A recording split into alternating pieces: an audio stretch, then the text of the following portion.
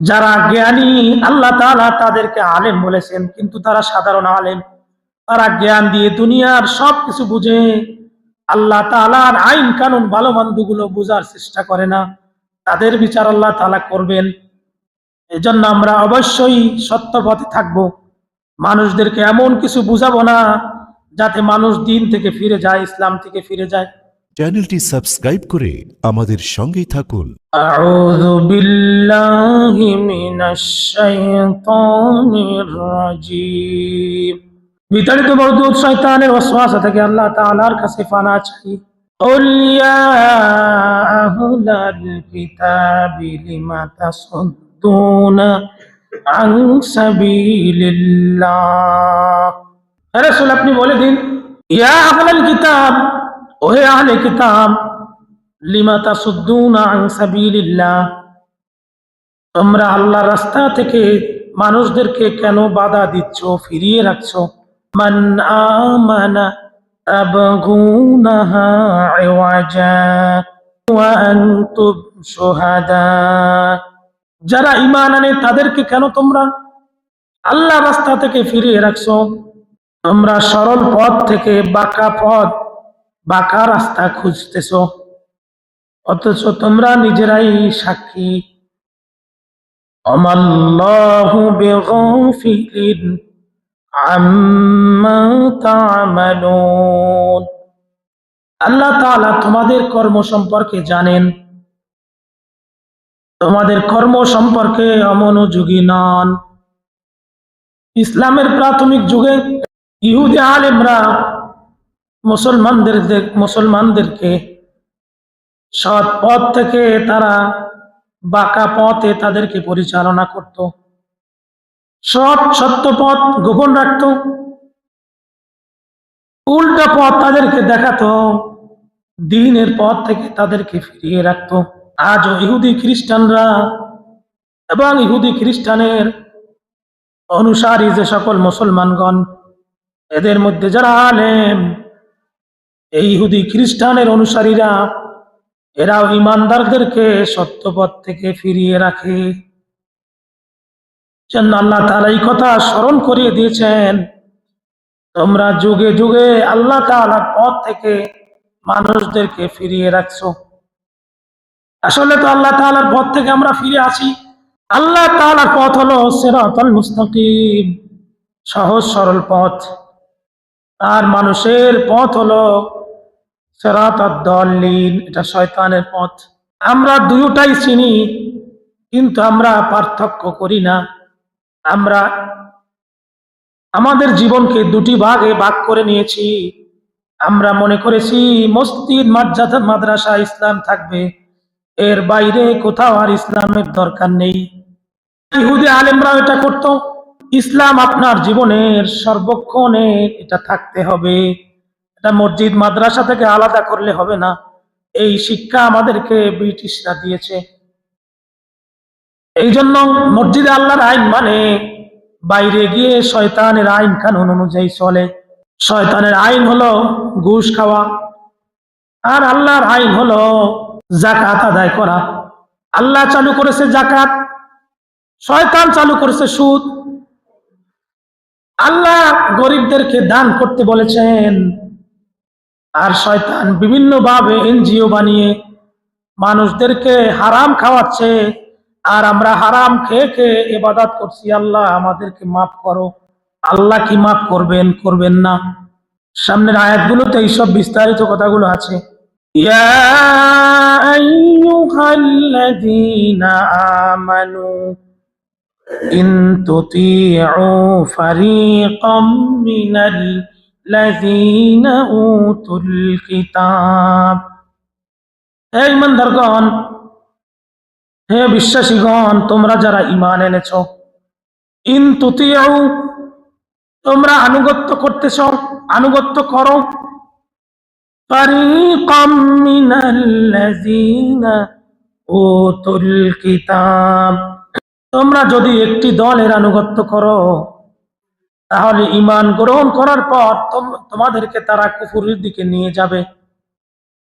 এই দলটি হলো ইহুদি খ্রিস্টান। আর আমাদের দেশে দেখা যায় ইহুদি খ্রিস্টানের অনুসরণ মুসলমানরা করতেছে।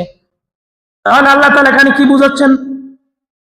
ইয়া আইয়ুহাল্লাযীনা আমানু ইন তুতিউ ফারীকাম মিনাল্লাযীনা উতুল কিতাব, হে ঈমানদারগণ, তোমরা যারা ঈমান এনেছো, যদি তোমরা একটি দলের আনুগত্য করো, ইয়ারুদ্দুকুম বা'দা ঈমানিকুম কাফিরিন, তাহলে তোমরা ঈমান গ্রহণ করার পর তোমাদেরকে আবার কুফরির দিকে ফিরিয়ে নিয়ে যাবে।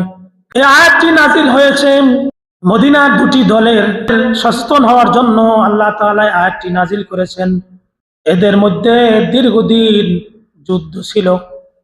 ইসলাম আসার পরে আল্লাহ তাআলা তাদের যুদ্ধ মীমাংসা করে দিলেন।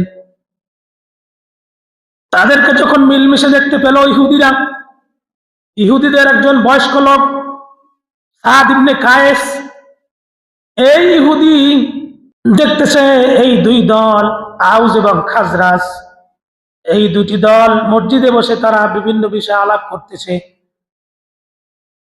এই ইহুদি ব্যক্তি সাদ ইবনে আবি কায়েস, তার সাথে একটি লোক ছিল, তাকে পাঠিয়ে দিল, বলল দেখো তারা কি করতেছে। সেখানে গিয়ে দেখলো তারা ইসলামের কথাবার্তা বলতেছে।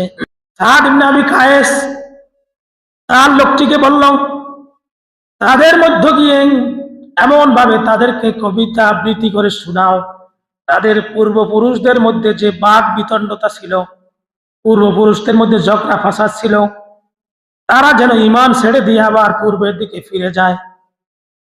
ওই ইহুদির কথা অনুযায়ী তার সাথে তারা লোকটি এই কাজটি করলো। আউস এবং খাজরাজ এই দুই দলের ভিতরে গিয়ে উত্তেজনামূলক কবিতা পাঠ করলো, আর মানুষের মুখের কথা মানুষকে উত্তেজিত করে। ইন্না মিনাল বায়ানি লাসিহরা, হাদিস শরীফের মধ্যে এসেছে মানুষের কথার মধ্যে জাদু আছে। আসলেই জাদু আছে, আছে মানুষের কথায় জাদু আছে। মানুষকে দেখবেন এমন ভাবে বুঝিয়ে শয়তানের পথে নিয়ে যায়, ফিরা খুব কষ্ট। ইন্না মিনাল বায়ানি লাসিহরা, আল্লাহ নবীজি বলেছেন মানুষের কথার মধ্যে জাদু আছে। মানে এমন কোকিল কণ্ঠ, সুন্দর সুর দিয়ে সুন্দরভাবে আপনাকে বেপথে নিয়ে যাবে, আপনি বুঝতেও পারবেন না। এজন্য বুঝতে হবে আমি আসলে এই কাজগুলো ভালো করছি কিনা। সাদ ইবনে কায়েস এই লোকটি আউস এবং খাজরাজের মধ্যে আবার দ্বন্দ্ব লাগিয়ে দিল। এই কথা যখন আল্লাহ রসুলের কানে গেল, আল্লাহ রসুল তাড়াতাড়ি ফিরে আসলেন।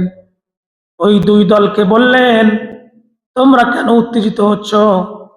তোমরা তো ইসলাম গ্রহণ করেছ, তোমরা আবার পূর্বের দিনে কেন ফিরে গিয়েছ? আল্লাহ রসুল আবার তাদেরকে মিলিয়ে দিলেন, বন্ধুত্ব সৃষ্টি করে দিলেন।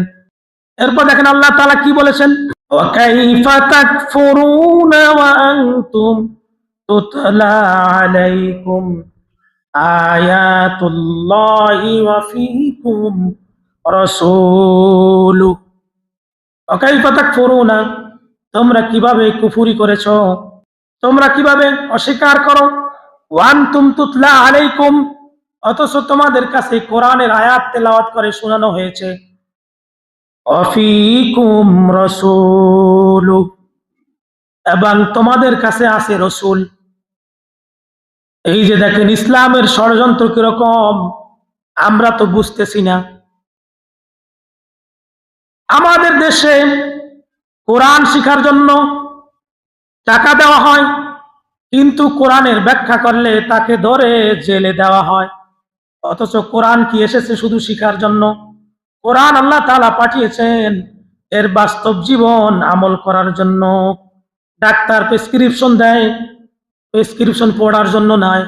প্রেসক্রিপশন পড়ে ফার্মেসি থেকে মিলিয়ে ডাক্তার যে ওষুধগুলো লিখেছেন এই ওষুধগুলো এনে ঘরে রেখে দেওয়ার জন্য নয়। এটা নিয়ম অনুযায়ী খেলেই আপনার রোগ সারবে। আল্লাহ তাআলা আসমানি কিতাব দিয়েছেন, এটা শিক্ষা করবেন, এর প্রতি আমল করবেন, মানুষকে শিখাবেন, এর নাম হলো কোরআন। আল্লাহ তাআলা এই কোরআন পৃথিবীতে পাঠিয়েছেন এই কারণে কিন্তু এই কোরআন পড়ানোর জন্য টাকা দেওয়া হয়। এই যে সকালবেলা মক্তবে পড়ালে সরকার টাকা দেয়, দিত, কিন্তু ওই আলেমরা আবার কোরআনের ব্যাখ্যা করলে তাকে ধরে জেলখানায় দেওয়া হতো। দেখেন ইসলামে কত ষড়যন্ত্র। লা ইলাহা ইল্লাল্লাহ বলে ভিক্ষা চাইলে তাকে ভিক্ষা দেয়, কিন্তু লা ইলাহা ইল্লাল্লাহর অর্থ যদি বলে আল্লাহ ছাড়া কারো আইন মানি না, আল্লাহ ছাড়া কারো ইবাদত করা যাবে না, আল্লাহ ছাড়া কারো দাসত্ব করা যাবে না, তাকে ভিক্ষা দেওয়া তো দূরের কথা, তাকে জঙ্গি মামলা দিয়ে তাকে মেরে ফেলা হয়েছে, এরকম হয়েছে আমাদের দেশে। তাহলে বুঝেন আল্লাহ কিভাবে মাফ করবেন। আল্লাহ যদি সেজদা দিলেই মাফ করতেন, আব্দুল্লাহ বিন উবাইর জীবনে এক ওয়াক্ত নামাজ কাজা ছিল না। আমরা তো ছোটবেলা বালেক হওয়ার পর থেকে আমার মনে হয় কেউ বলতে পারবেন না যে নামাজ ছুটে নাই, এটা কেউ বলতে পারবেন না। কিন্তু আব্দুল্লাহ বিন উবাই সে ইসলাম গ্রহণ করার পরে কোনদিন এক ওয়াক্ত নামাজ তার কাজা হয় নাই, রোজা কাজা হয় নাই। তার দাড়ি ছিল, জুব্বা ছিল, মাথায় পাগড়ি ছিল। এমনকি আল্লাহ রসুলের খুতবা দেওয়ার আগে আব্দুল্লাহ বিন উবাই প্রাক খুতবা দিত, শুরুতে খুতবা দিত। এই লোকটি আল্লাহ রসুলের একটি আদেশ অমান্য করার কারণে আল্লাহ তাআলা তাকে চির জাহান্নামী করে দিয়েছেন। তাকে আল্লাহ তাআলা ক্ষমা করবেন না। সূরা তাওবায় আল্লাহ তাআলা আয়াত নাজিল করে জানিয়ে দিয়েছেন। তাহলে আজ আমরা কেন বুঝি না? আমরা যে ইসলামকে বিভিন্ন ভাবে আলাদা আলাদা করে রাখি, আপনি কিভাবে বুঝলেন মরলে আল্লাহ তাআলা ক্ষমা করবেন? আর তো সুযোগ নাই। মালাকুল মউত যখন সামনে উপস্থিত হয়ে যাবে, তার সামনে যখন ছবি তুলে ধরা হবে, এই তো ঠিকানা। যে জান্নাতি সে মনে মনে খুশি হয়ে যাবে, বলবে মালাকুল মউত তাড়াতাড়ি আমার জীবনটা, জানটা কবজ করো, আমি তাড়াতাড়ি জান্নাতে যেতে চাই। যার সামনে জাহান্নামের ঠিকানা ধরা হবে, সে চিৎকার করবেন, দুনিয়ার কোনো মানুষ শুনে না। কিন্তু তাফসীরের মধ্যে আছে, আল্লাহ তাআলা কোরআনে আয়াত আছে, আল্লাহর ফেরেশতার কাছে তখন ওই ব্যক্তি বলবে, ও মালাকুল মউত, আমারে আর কিছুদিন সময় দাও, আমি তো বুঝি নাই, দুনিয়ার নেতাদের পিছনে ছুটেছি, দুনিয়ায় তাদের কথা অনুযায়ী চলেছি, আমার তো জীবন বরবাদ হয়ে গিয়েছে, আমার আর কিছুদিন সময় দাও, আমি আরো ভালো ভালো কাজ করে ভালো হয়ে যাব। আল্লাহ তাআলা ফেরেশতা তখন বলবেন, মালাকুল মউত, তোমাকে 70, 80, 90 বছর হায়াত দেওয়া হয়েছিল, এর মধ্যে তুমি আর সংশোধন হও নাই, অতএব তোমাকে হায়াত দিলেও সংশোধন হবে না। এই কথা বলে তার প্রাণটা বের করে নিয়ে যাবে। চ্যানেলটি সাবস্ক্রাইব